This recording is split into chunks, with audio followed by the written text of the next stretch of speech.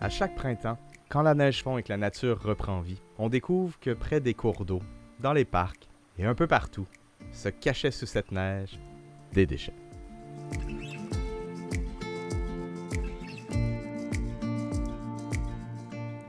Depuis quelques années, un peu partout au Québec, les gens se mobilisent pour nettoyer les cours d'eau. Une corvée est devenue une nécessité. Certains en sont même des experts et font de cet enjeu une mission. Je vous présente Jimmy, chef de mission pour Mission Milton et expert ramasseur de déchets depuis 2018.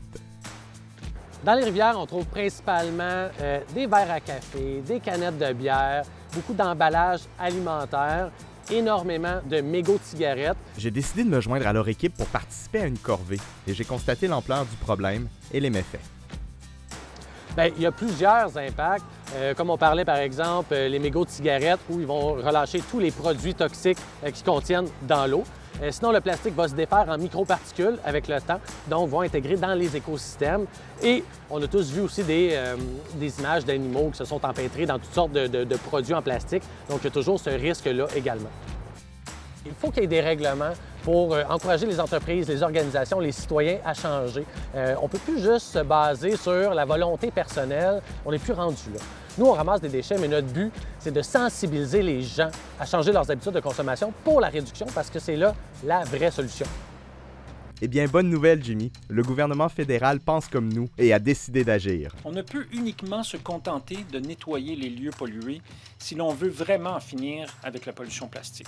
Voilà pourquoi j'ai le plaisir de vous annoncer qu'aujourd'hui même, le gouvernement du Canada concrétise son engagement d'interdire les plastiques à usage unique. Bon, maintenant que la loi existe et qu'elle est en vigueur, qu'est-ce qu'on fait?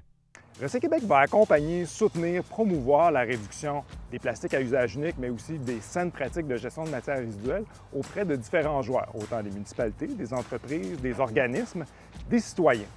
Recyc Québec mise sur différentes stratégies, dont promouvoir les bonnes pratiques, diffuser des outils et puis soutenir financièrement des projets porteurs en vue d'un effet multiplicateur dans la société, que ces bonnes pratiques-là, ces nouveaux comportements-là s'élargissent le plus largement possible. J'ai donc décidé de partir à la rencontre des ambassadeurs de ces projets pour en apprendre plus sur les solutions qui nous aideront tous à vivre cette transition.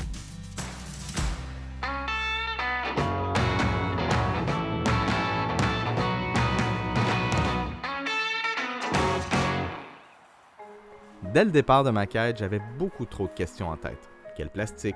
Qui ça implique? Comment on va faire? Quelles sont les ressources disponibles? Toutes les organisations qui fabriquent, importent, vendent ou distribuent ces plastiques sont concernées par le règlement interdisant les plastiques à usage unique. Les 6 grandes catégories d'articles interdits sont les sacs d'emplettes, les ustensiles, les récipients alimentaires, les anneaux pour emballage de boissons, les bâtonnets à mélanger et les pailles. Ces catégories ont été ciblées en priorité parce qu'elles constituent une menace pour la faune et qu'elles sont difficiles à recycler et qu'elles peuvent être remplacées par des alternatives moins dommageables. Les municipalités peuvent jouer un rôle majeur dans la lutte au changement climatique et dans la prévention de la pollution, notamment par la réduction des produits à usage unique.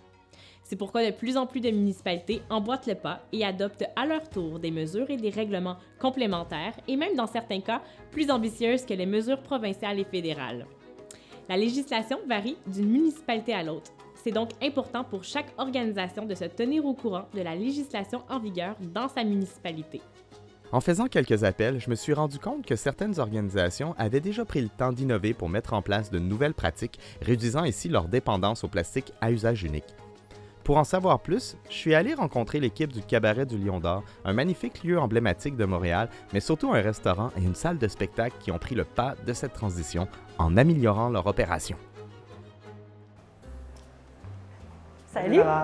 Ça va bien? Ça va bien, toi? Oui, enchantée de te rencontrer. Ben, merci de m'accueillir ici. Ça fait plaisir. J'ai vu qu'au Lion d'Or, il y avait quand même plusieurs pratiques qui avaient été mises en place.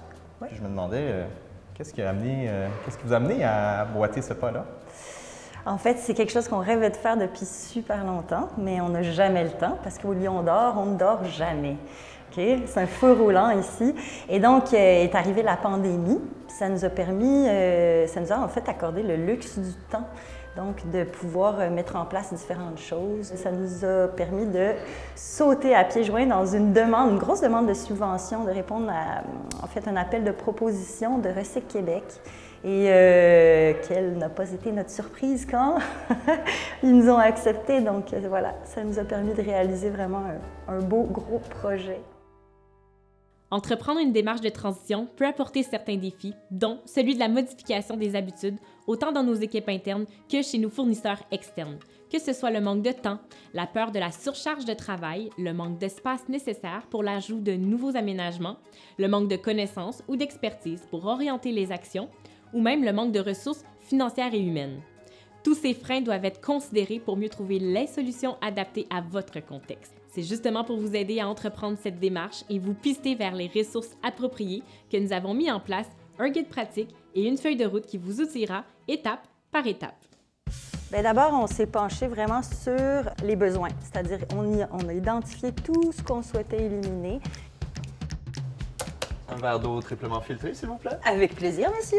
Plate ou gazéifiée? Gazéifié, s'il vous plaît. Deuxièmement, on a réfléchi à par quoi on voulait les remplacer. Alors? Triple A. Voilà. En fait, ça, c'est comme notre mesure phare, OK? C'est vraiment une mesure qui nous a permis d'éliminer, au bas mot, à peu près 6000 bouteilles d'eau en plastique annuellement. C'est de l'eau maison, dans le fond, hein? C'est de l'eau du robinet qui est triplement filtrée, plate et gazéifiée, donc voilà. On a fait faire des bouteilles d'eau à l'effigie du Lion d'Or de 750 ml et puis ça nous permet de vendre de l'eau maison triple filtrée pour, dans le fond, c'est pour le bénéfice de la planète et des clients parce qu'on la vend beaucoup moins cher qu'on vendait, par exemple, une eau importée, Perrier ou SK ou... voilà, on vire au verre, on évite les déchets, puis en plus de ça, on fait de l'argent sans consommer sans rien du tout. De l'eau, une bouteille lavable et c'est tout. Ensuite de ça, recherche de fournisseurs, tout ça, recherche de commanditaires également. Si on est capable d'aller en chercher, c'est le fun. On a aussi fait installer 2 fontaines de remplissage de gourdes. On en a une dans le hall d'entrée, puis on en a une dans les loges des artistes. Et puis, même chose, ça permet d'éviter beaucoup de plastique. On fait des banquets. Et puis, dans ces banquets-là, on avait l'habitude de servir en fait du beurre et des petits copes de crème et de lait en plastique jetable, évidemment. Donc, c'est ça, on a cherché une façon de remplacer ça. Et puis, on a trouvé le bon vieil acier inoxydable. Donc, et puis là, on a les petits... ce qui a remplacé, dans le fond, les godets laitiers et crémiers. Je trouve que c'est vraiment intéressant comment vous avez utilisé l'esthétisme. Oui. Une belle approche. Merci. On est au chic Lion d'Or, après tout. Ben oui. Ces actions que vient de nous mentionner Lara font partie des étapes 1 et 2 d'un plan d'action pour réduire l'usage du plastique à usage unique, soit l'introspection et la planification. Elle aurait pu également faire appel à un consultant externe pour avoir accès à des bonnes pratiques du milieu. Par contre, dans ce cas, il est très important de garder l'équipe terrain impliquée dans les réflexions. L'idée étant que la démarche soit facilement intégrée au quotidien des gens qui en vivront des changements et qu'ils en soient informés étape par étape. On peut également former le personnel sur ces enjeux pour conserver le savoir à l'interne. Après ça, en fait, on a commencé par impliquer l'équipe pour, avec nos solutions, en fait, les solutions qu'on avait trouvées, on les a présentées à notre équipe puis on leur a demandé leur avis. Est-ce que vous pensez que c'est faisable? Est-ce que ça va être ergonomique? Est-ce que si on met la machine là, ça va être pratique? Dans le fond, ce que tu veux, c'est surtout ne pas décourager finalement tes employés avec l'implantation d'une mesure qui ne serait pas optimale en termes de, je ne sais pas moi, gestion du temps, tout ça. Donc, tu veux vraiment que chaque personne soit impliquée pour finalement que ça soit parfait dès le début, parce que sinon, je pense que tu perds du monde en cours de route. Le Lion d'Or est un exemple intéressant d'une organisation qui s'est appropriée la démarche afin de la mettre aux couleurs de l'organisation. Il ne faut pas hésiter à penser en dehors de la boîte en étant créatif pour générer de la valeur à partir d'une perte de revenus potentiels, comme le démontre l'exemple de la bouteille d'eau. Grâce à leurs efforts, le Lion d'Or estime à 6000 le nombre de bouteilles en moins. Et ça, c'est pour un seul restaurant, salle et spectacle. Imaginez quand une municipalité s'y met. La Ville de Québec, elle, en a fait son cheval de bataille. Bien, c'est sûr qu'étant une ville touristique, là, on peut quand même s'attendre à ce qu'il y ait plus d'eau embouteillée qui soit parfois utilisée parce que les gens ne savent pas nécessairement vers où se tourner pour s'approvisionner en eau. En termes de fontaines d'eau, on en a installé 2 qui sont spéciales. Une justement au Grand Marché et une au centre Lucien-Borne, qui est un centre sportif. Donc, on a installé 2 stations Coupa qu'on appelle. Donc, c'est des stations qu'on peut aller remplir notre gourde avec de l'eau fraîche gratuitement. Mais on a aussi l'option de payer pour avoir un supplément, soit d'ajouter par exemple une saveur de fruits comme citron, framboise. On peut aussi ajouter du pétillant. On peut ajouter des électrolytes ou encore des édulcorants pour que ça goûte un peu sucré. Fait qu'il y a moyen avec ça de se faire comme un genre de jus ou un Gatorade ou un eau pétillante sans devoir acheter une bouteille d'eau ou une bouteille de jus, une bouteille de plastique finalement qui va être jetée. On a ajouté une dizaine de fontaines intérieures, donc dans des bâtiments villes publics, et 3 fontaines extérieures. Vous avez aussi mobilisé les commerces pour qu'ils puissent dire aux gens que oui, vous pouvez venir remplir votre bouteille d'eau ici. Pouvez-vous élaborer un peu? Oui, tout à fait. En fait, ça s'appelle le mouvement Rempli Vert. Donc, nous, à la Ville, on a décidé d'adhérer à ce mouvement-là. Comment ça fonctionne, en fait? C'est qu'on sollicite les différents commerces qui sont justement souvent sur des rues passantes. Puis, en fait, on leur demande d'apposer un autocollant sur leur porte, leur fenêtre, qui indique que les gens sont invités à entrer et demander de remplir leur gourde. Donc, certains vont installer une fontaine qui est facilement accessible. Dans d'autres cas, il faut demander, par exemple, à la personne à l'accueil d'aller remplir l'eau. Elle va aller le remplir à l'arrière, tout ça. Donc, c'est gratuit.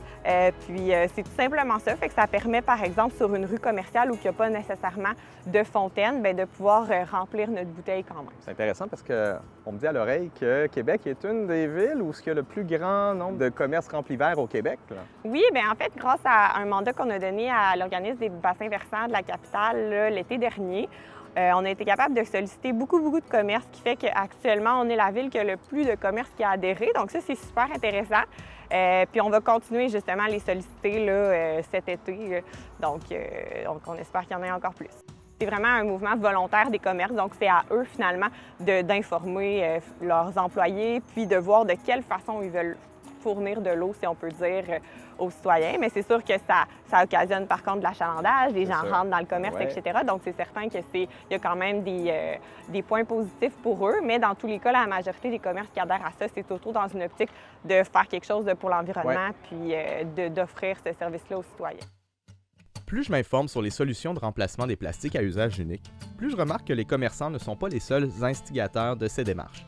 Plusieurs organisations les approchent pour les aider dans la mise en place de pratiques durables.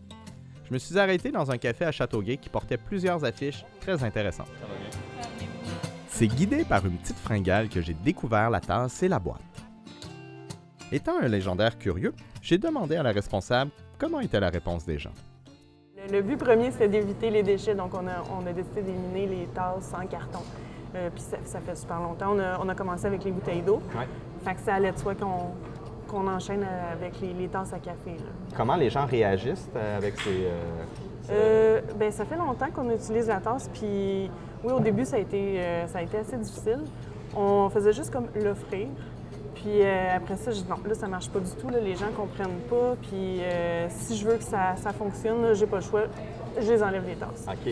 Fait que j'enlève le choix, un peu comme si on disait les sacs d'épicerie, là, réutilisables. Donc, même principe, il n'y en a plus de sacs, il n'y en a plus de tasses. Fait que si tu veux l'emporter, soit tu m'emmènes ta tasse, que tout le monde en a 42 à la maison.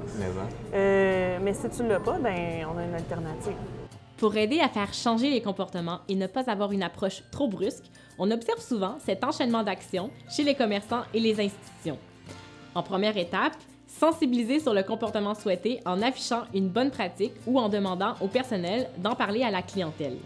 Ensuite, en deuxième étape, on offre un incitatif positif, comme un rabais monétaire, à ceux qui adoptent le comportement souhaité, par exemple, ceux qui viennent avec leur contenant réutilisable. Ensuite, on met en place une pénalité, comme un frais pour ceux qui choisissent une option à solution à usage unique.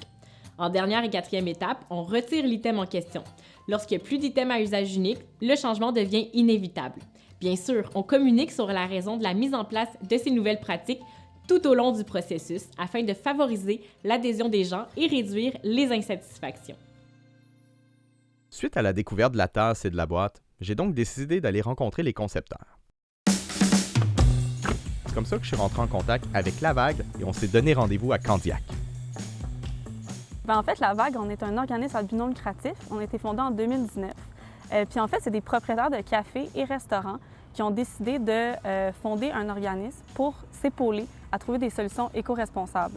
Donc, ça peut être autant avec nos produits consignés ici ou avec un programme d'accompagnement personnalisé. Le but, c'est vraiment d'aider les commerçants à réduire leur production de déchets, leur production d'emballage, les aider à avoir un meilleur approvisionnement, par exemple. En quoi cette méthode-là est peut-être plus éco-responsable? Oui, bien en fait, les contenants qui sont dits compostables ou recyclables, c'est encore de l'usage unique. Donc, nous, on va vraiment essayer de favoriser des contenants qui sont réutilisables pour réduire à la source. On a même fait une analyse de cycle de vie dans le cadre du projet pilote qui a été mandaté par des experts externes. Et puis, ça a démontré qu'après 30 utilisations, les contenants réutilisables consignés sont meilleurs que les contenants jetables. Effectivement, dans l'ordre, on devrait privilégier les contenants réutilisables, le plastique recyclable fait de matières recyclées et le carton non plastifié composé de fibres recyclées. Donc là, en tant que commerçant, comment on fait pour implanter ce service? C'est quoi les étapes? Oui, bien en fait, c'est pas compliqué. On commande une caisse de boîtes ou de tasses et puis ensuite, on les offre à notre clientèle. Le but, c'est vraiment de pouvoir le plus possible proposer les contenants à la clientèle parce qu'on sait qu'en les proposant, ça va être plus systématique. Donc, par exemple, on peut faire des formations aux employés pour les stimuler à proposer les contenants. On peut mettre de l'affichage aussi devant le comptoir de service, par exemple. La communication est une étape essentielle pour permettre l'intégration de nouvelles pratiques. Des formations, des aides-mémoires, des affiches de sensibilisation permettront à l'ensemble des personnes impliquées de mieux comprendre les changements et à les adopter. De plus, l'implication de la direction aide énormément à motiver l'équipe et à partager l'information à la clientèle et surtout de leur proposer les actions qui sont attendues. En pratique, après l'implantation des tasses réutilisables de la vague dans le quartier Villeray à Montréal, les commerçants participants ont noté des économies annuelles moyennes de 1 125 $ sur l'achat de gobelets jetables.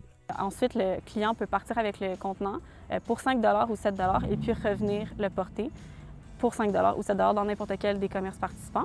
Et puis ensuite, le commerçant va laver les contenants et les remettre en circulation. La consigne, qu'on pourrait aussi appeler contenant réutilisable prêté en échange d'un dépôt, peut être un frein pour certains. Quand on leur dit que c'est 5 $, souvent ça fait le saut, là. Mais puis c'est non tout de suite, tu sais. Puis après ça, tu leur dis non, c'est consigné. On dirait que ce terme-là sont comme pas encore... Mais ça va le devenir de plus en plus parce que ça n'a pas le choix, là. Ça vous coûte rien, finalement. Là. Vous la ramenez, on vous le rembourse. T'sais. Mais Sandrine m'a amené quelque part où ça fait partie de la routine. Oui, en fait, c'est ça. On est à la saucisserie J. Walter à Candiac en ce moment. Puis c'est justement un commerce qui a testé nos contenants, les contenants de la vague, dans le cadre du projet pilote. Donc, en fait, le projet pilote, ça visait à tester plusieurs types de contenants pour voir lequel on allait choisir au final. Puis, on a choisi une boîte consignée. Le souci de J. Walter, ce qui est vraiment intéressant, c'est qu'eux, ça a très, très bien fonctionné pour eux à cause, justement, qu'ils ont déjà des bières en consigne. Donc, ils ont des consignes qui vont jusqu'à 10 $ déjà. Alors, la clientèle est vraiment habituée à ça. Donc, ça peut être un gros changement, puis ça s'est très bien passé. Je veux savoir un peu comment l'implantation se passe dans votre commerce. Ça se passe super bien. On a utilisé leurs produits pour mettre nos repas préparés. Nos repas préparés au congélateur. Fait que c'est des plats qui vont au four et tout, il n'y a pas de problème. Fait que les clients viennent, payent une consigne et puis nous les rapportent. Ça va super bien. On n'a pas eu de mauvais commentaires. Puis on a le plat comme ça pour les gens qui veulent juste au comptoir. OK. Le vrac. Oui. À ce moment-là, ils peuvent le ramener, ça aussi en consigne, le même principe. Puis sinon, on suggère beaucoup aux clients d'amener leur propre contenant. Fait qu'on les paye sur la balance, ça ne leur coûte pas plus cher. Ben non. Et bien, ils ne payent pas pour le poids du contenant, il n'y a pas de problème avec ça. Puis sinon, s'ils n'ont pas leur contenant et qu'ils ne veulent pas, bien, on utilise des papiers. OK. Donc, c'est compostable, fait qu'on emballe les saucisses dans du papier comme ça, puis arrivé à la maison, ça peut aller directement au compost. Sandrine me disait qu'il y avait une consigne. Comment les gens réagissent avec la consigne? Bien, ils comprennent assez vite que c'est une balance neutre, là, dans le sens qu'ils payent une fois, puis tu sais, c'est rendu qu'on fait même plus genre on vous le rembourse, on vous le retourne. Là. C'est ça. On fait des échanges. On l'échange, puis... On ramène le vide, on en donne un plein. Et la plupart nous le ramènent même très, très propre. Là. On irait juste à désinfecter, là, puis on le fait parce qu'il faut le faire. Là, mais les gens sont vraiment respectueux. J'ai vu ceci sur votre porte d'entrée. Je vois que c'est une campagne de la MRC Roussillon. Est-ce que la MRC vous chapeaute dans vos démarches? Oui, beaucoup. En fait, ils nous ont beaucoup aidés et on commence par nous questionner, savoir c'était quoi nos besoins, tout ça. Puis ils sont revenus avec la vague. Ils nous ont dit, bon, ben voici, on pourrait vous proposer différents contenants, une campagne de sensibilisation auprès des gens dans les journaux, tout ça. Ouais. Fait que c'est eux qui ont déboursé la totalité des montants pour les premiers contenants qu'on a eu. Les barquettes, ce qu'on vous a montré tantôt. Oui. Fait que oui, ça a fait un... Parce que, ça fait une différence. Oui, ça fait une méchante différence. C'est un gros coup là, de départ. Puis tout ce qui est publicité aussi, là, faire mousser ça, en parler à plus de monde possible. Une bonne pratique consiste également à faire de la veille en contactant d'autres établissements afin d'échanger sur les bons coups et à partager des outils de communication. J'imagine que la clé du succès, c'est aussi le réseau. Quelle est l'ampleur du réseau dans cette région? Oui, exactement. Bien, nous, en fait, on a 400 commerces au Québec. Okay. Mais ici, à Roussillon, on a une dizaine de commerces qui ont testé la boîte dans le cadre du projet pilote, donc un peu partout dans la région. Donc, c'est vraiment intéressant parce que les citoyens peuvent prendre une boîte et la ramener dans un autre commerce. Fait que c'est vraiment ça qui fait la force du réseau. D'ailleurs, n'hésitez pas à contacter votre municipalité, votre MRC ou même votre centre de tri pour savoir s'ils ont des outils de communication pouvant soutenir votre démarche. Finalement, lorsque vous avez des résultats concluants, vous pouvez également les partager sur vos canaux de communication comme vos réseaux sociaux ou même dans votre infolettre afin de montrer l'exemple et d'inspirer d'autres organisations à emboîter le pas. Après m'être procuré quelques délicieux produits québécois, je me suis dirigé au bureau de la MRC de Roussillon à Saint-Constant.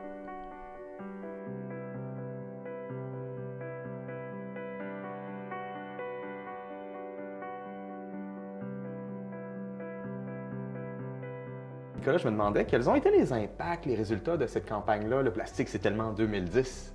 Bien, si on parle vraiment de chiffres et de quantité, on parle d'environ 6500 ustensiles qui ont été évités dans les commerces, environ 15 000 items de vaisselle qui ont été évités dans les événements spécifiquement. Puis on estime à peu près à 36 000 bouteilles d'eau qu'on a réussi à éviter en fournissant des bouteilles réutilisables et en ayant notre remorque de distribution d'eau qu'on a mis à disposition dans les événements. Peux-tu me présenter quelques-uns des articles qui ont été distribués aux commerçants et aux particuliers? Bien oui, il y en a eu vraiment plusieurs. Donc, en voici quelques-uns. Premièrement, il y a des sacs de papier qu'on a produits pour accompagner le consommateur et le commerçant dans la transition du bannissement des sacs de plastique. Également, on a des bouteilles d'eau assez standards qu'on a pu mettre à disposition dans nos événements avec notre remorque de distribution d'eau. Ce qui a vraiment été apprécié, c'est une petite enveloppe pour mettre les ustensiles réutilisables qu'on peut après ça traîner, donc plus facilement les avoir à portée de main. Donc, sinon, on a eu différents outils visuels qu'on mettait à disposition des commerces. On avait des plus grandes affiches et des plus grandes banderoles également qu'on a fournies. C'était vraiment un éventail d'outils qu'on mettait à disposition selon la réalité des différents commerces qui pouvaient choisir à la carte ce qui était le plus intéressant pour eux. Tant qu'à être dans la région, j'en ai profité pour constater l'étendue de la campagne.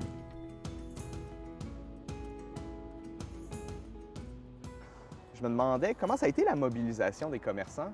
Les commerçants en général, oui, étaient très, très ouverts. Au niveau pour bannir le sac de plastique, les commerçants étaient là. Ça fait déjà plusieurs années que nous, on bannissait la très grande majorité des sacs de plastique sur le territoire. Il en restait quelques-uns.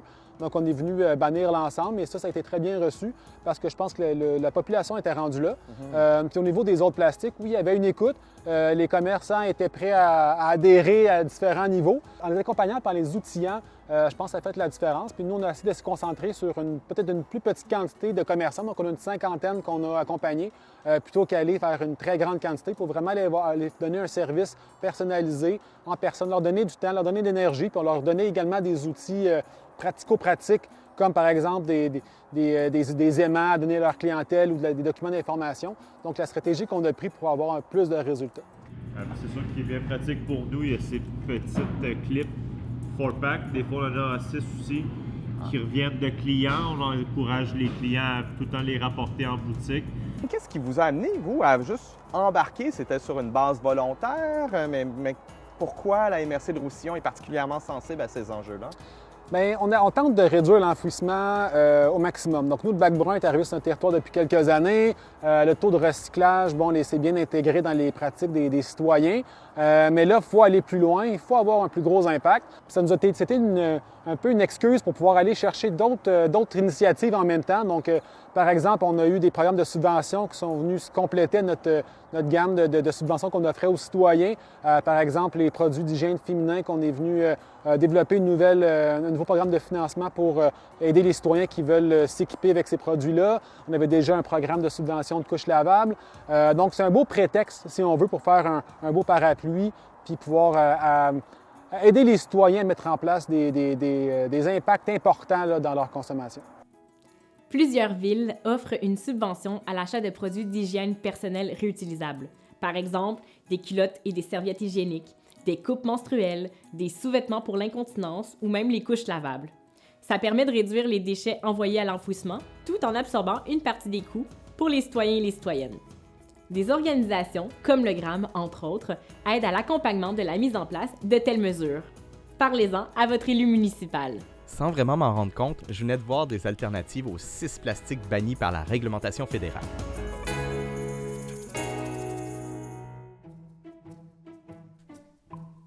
Le plastique à usage unique n'est pas que l'apanage du domaine de l'alimentation. On en trouve aussi dans les soins personnels et dans le domaine de l'entretien. Les institutions sont donc directement affectées par ces bannissements. Je me suis donc déguisé en étudiant pour passer incognito au Cégep Saint-Jean-sur-Richelieu pour voir comment ils s'en sortent.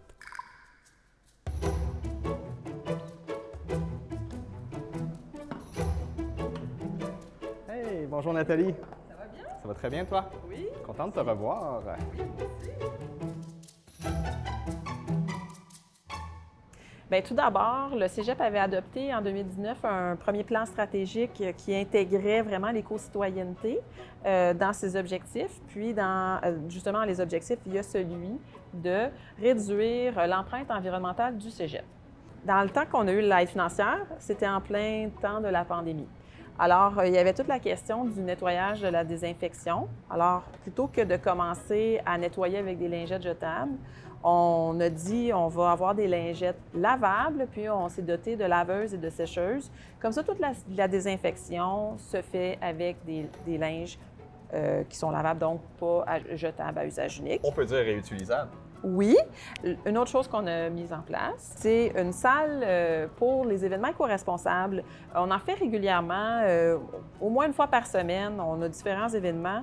Puis, on avait besoin de vaisselle lavable, puis d'un lave-vaisselle pour arrêter d'utiliser toujours de la vaisselle à usage unique, des ustensiles à usage unique. Puis là, maintenant, on est équipé d'un lave-vaisselle, de vaisselle, tout ce qu'il faut pour nos événements éco-responsables.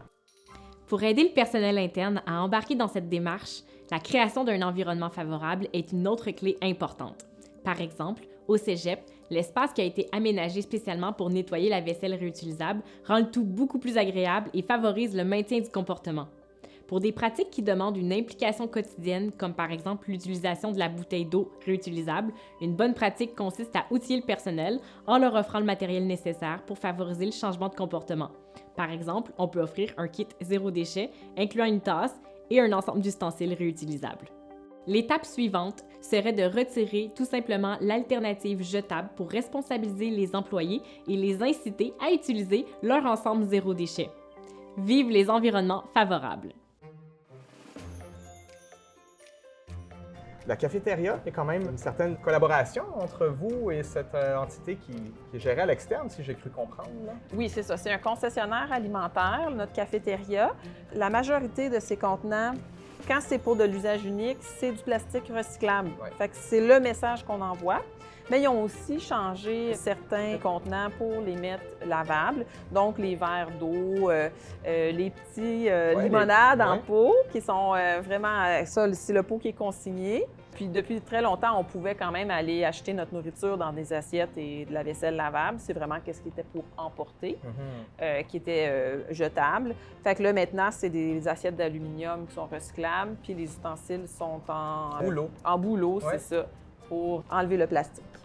J'ai vu aussi beaucoup d'aspects sensibilisation, inclusion de l'art, que ce soit autour des fontaines, qu'on dit à usage ergonomique, si je ne me trompe pas. À remplissage ergonomique. C'est des fontaines, on en a ajouté 6 avec l'aide financière de Recyc Québec. Puis, pour mettre l'accent sur les fontaines, on avait fait un concours auprès des étudiants pour leur dire « Faites-nous une murale que vous allez designer pour inciter les gens à boire de l'eau, puis à réduire le plastique à usage unique. On peut mettre en place plusieurs infrastructures comme des fontaines d'eau, comme une salle du lave-vaisselle, mais il faut aussi que les employés et la communauté en général soient au courant des bonnes pratiques en matière de réduction du plastique à la source. Alors, avec l'aide financière, on a offert 3 formations à nos membres du personnel. Puis, il faut savoir que nos membres du personnel, quand ils sont formés, ils sont tout le monde en contact avec les étudiants. Donc, ils sont à même par la suite de transmettre leur savoir à ces étudiants-là, puis leur montrer comment on fait un bon tri, puis comment on fait des bons achats, puis comment on réduit à la source. Les établissements scolaires ont des environnements propices au changement d'habitude.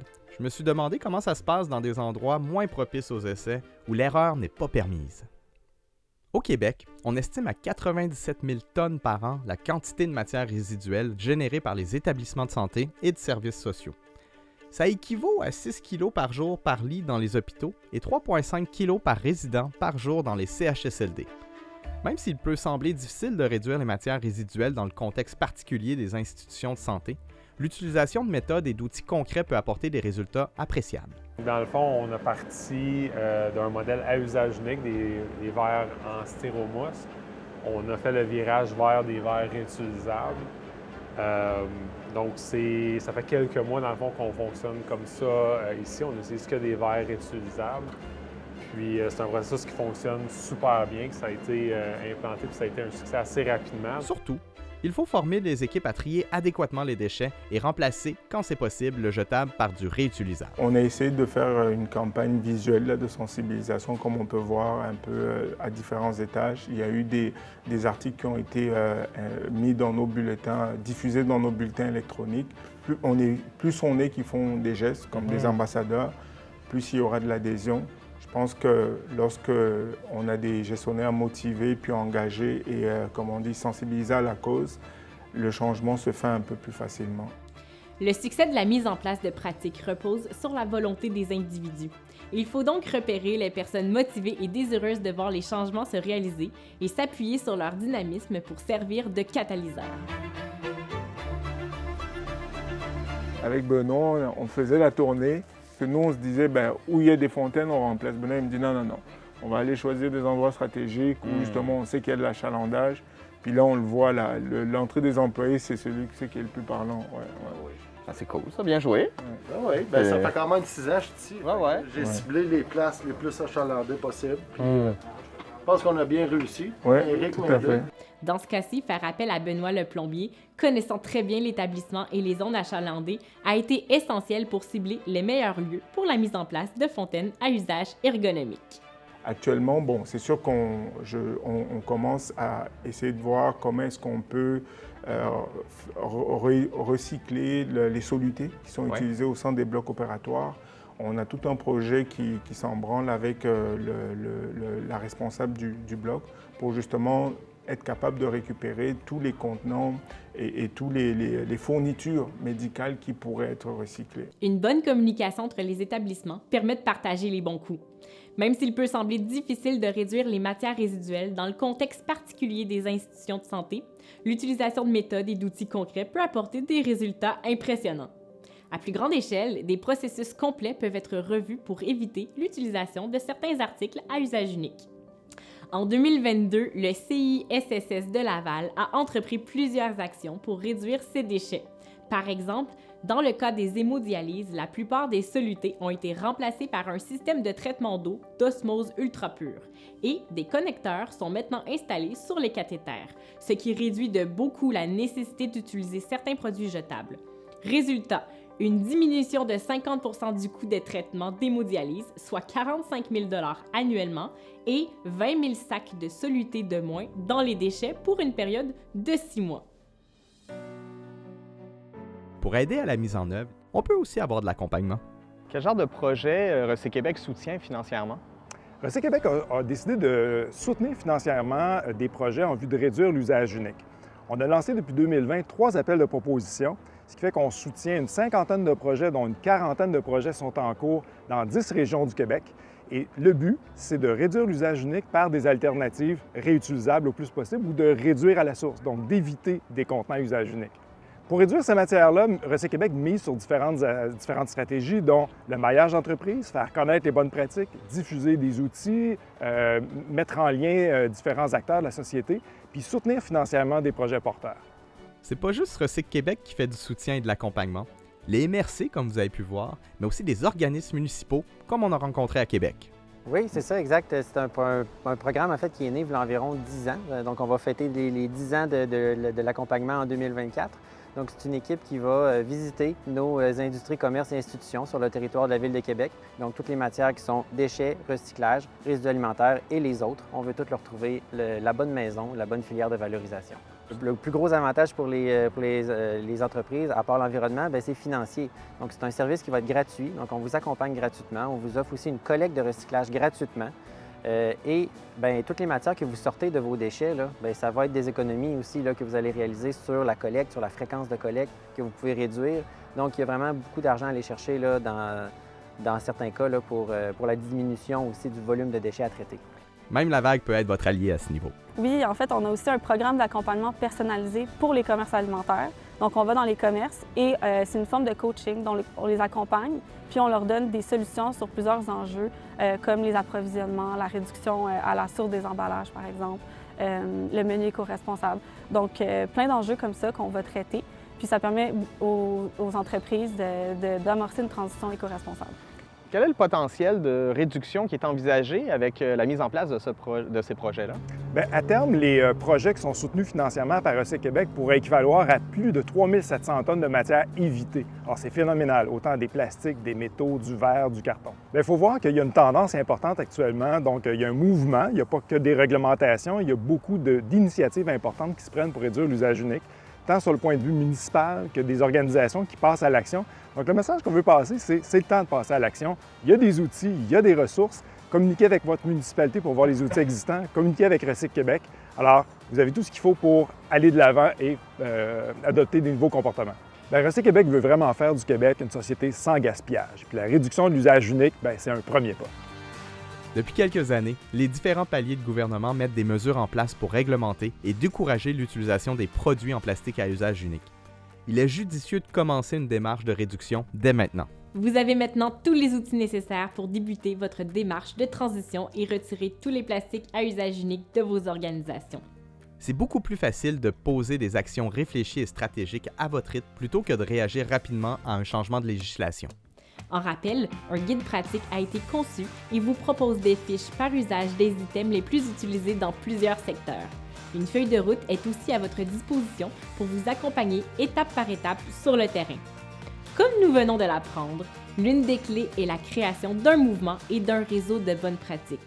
Soyez prêts à vivre une expérience humaine riche qui vous fera côtoyer des gens soucieux du bien-être d'autrui. Des gens qui vibrent à l'idée de léguer un environnement sain à ceux et celles qui nous succéderont.